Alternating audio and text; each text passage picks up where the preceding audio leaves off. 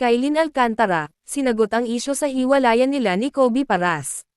Feature sa buwan ng Abril si Kylin Alcantara, sa Cosmopolitan Magazine. Sa panayam ng magazine, lakas loob na sinagot ng aktres, ang isyu nila ni Kobe. Pati na rin ang mga pasaring, mula sa kampo ng kanyang ex-boyfriend. Saad ng aktres ay "I just protect my peace, there are days, when you can't silence the noise."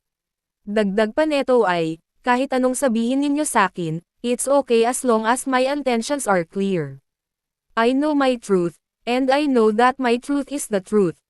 You may have your own side of the story, but my truth is the truth."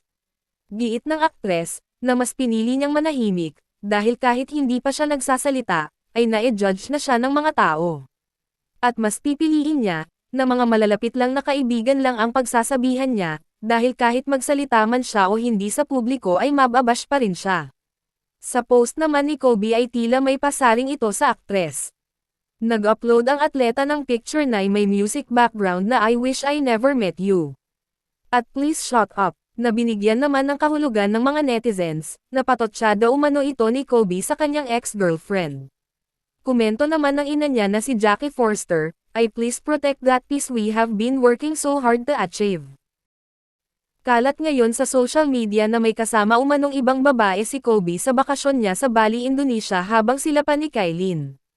Nalaman din umano ng aktres na gamit umano ng basketbolista ang sasakyan niya. Habang ibang babae umano ang kasama nito. Dalawang babae ang pinapangalanan ng mga netizens, na third party sa relasyong Kobe at Kylin. Ito ay sina Pulani na may asawa na umano, at nakilala ni Kobe sa kanyang Bando Resto Bar. At si Chris Elda Alvarez, na kasama nila sa online mini-series na Miss Legends. Agad naman pinasinungalingan ni Pulina ang mga akusasyon sa kanya. At saad nito ay nakatanggap umano siya ng mga death threats. May asawa po raw siya at happily married. Dagdag neto ay, "I never knew that making friends and following people on social media was such a big deal." Kaya sana raw ay huwag agad maniwala sa mga chismis.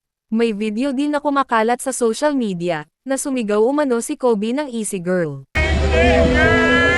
Tanong ng mga netizens ay expression lang ba ito na ibig sabihin ay kalma lang?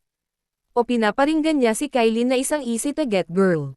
Hati ang mga reaksyon ng mga netizens. Marami ang kampi kay Kobe, na totoo umanong easy girl si Kylin dahil masyado umano silang PDA at kumandong pa si Kylin kay Kobe.